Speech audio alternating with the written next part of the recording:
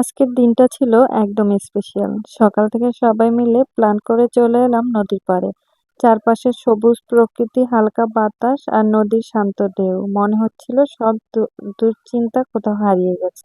সকালে খাওয়া দাওয়া শেষ করে একটা অটো নিয়ে আমরা চলে আসলাম নদীর পাড়ে। আমরা দেশে আসলে একটা অটো ভাড়া করে নেই, সেটাতে দিয়েই আমরা সবাই ঘুরি। অনেক সময় দেখা যায় একজনের কোলে একজনে বসি, অনেক সময় কেউ সিট পেলে তো কথাই নেই। আজকে যেহেতু আম্মুরা সবাই রান্না করছে, তারা কেউ আসতে পারেনি, শুধু আমরা ভাই বোনেরা মিলেই আসছি। আমাদের এখানে আস্তে আস্তে প্রায় 12:30টার মতো বেজে গিয়েছিল, আর দিনটা ছিল শুক্রবার, সবাই নামাজ পড়তে যাচ্ছিল। এখানে একটা মসজিদ আছে, আর এই গাছলাটা দেখুন কি সুন্দর লাগছে না? অনেক অপরূপ দৃশ্য। আমার আসলে প্রকৃতি এত বেশি ভালো লাগে, আমি যতবারই গ্রামে আসি এই জায়গাটাতে আসি। যারা আগে থেকে আমার ব্লগ দেখেন তারা দেখেছেন যে প্রত্যেকবার আম্মুরা পিকনিক করে, এখানে এসে বিভিন্ন জিনিস খাবার দাবার রান্না করে নিয়ে আসে, তারপর আমরা এই নদীর পাড়ে বসেই খাই। আসলে নদী একটা, কিন্তু পাড়গুলা ভিন্ন ভিন্ন, এক এক সময় এক পাড়ে যাই, কিন্তু এই পাড়টাতে কমনলি আসা পড়ে।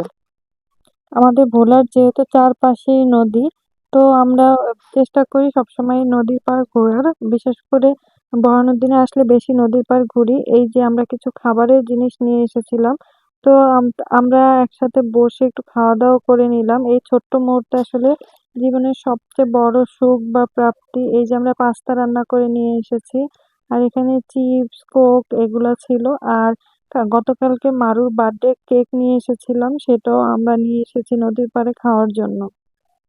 নদীর পাড়ে বসে সূর্যের আলো, বাতাস আর প্রিয় মানুষের সাথে কাটানো এই সময়টা সত্যি আনফরগেটেবল। এমন সুন্দর দিন বারবার আসুক, আর সবাই মিলে এমন ভাবেই যেন আনন্দ করতে পারি, এই কেমনটাই সবসময় করি।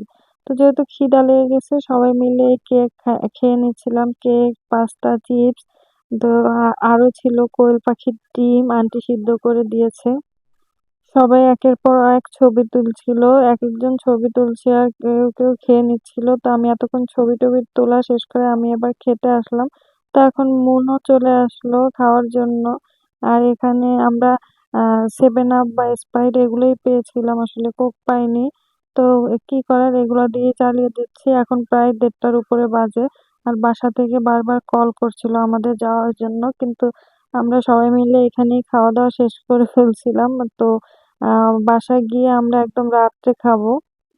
আর বাসায় তো সবাই ওয়েট করতেছিল, আর আমাদের তো এখান থেকে যেতেই ইচ্ছা করছিল না। দেখুন কত সুন্দর পরিবেশ, এত সুন্দর পরিবেশ দেখে কি আরো কোনোদিন যেতে ইচ্ছা করে বলুন?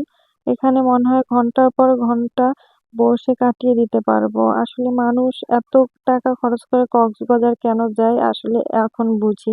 তো বাসার ফোন এত বারবার ফোন দেওয়ার কারণে আমরা এখন চলে যাচ্ছি বাসায়। বাসায় গিয়ে তারপরে আমরা দুপুরের খাবারটা খাবো। আজকের মতো এখানেই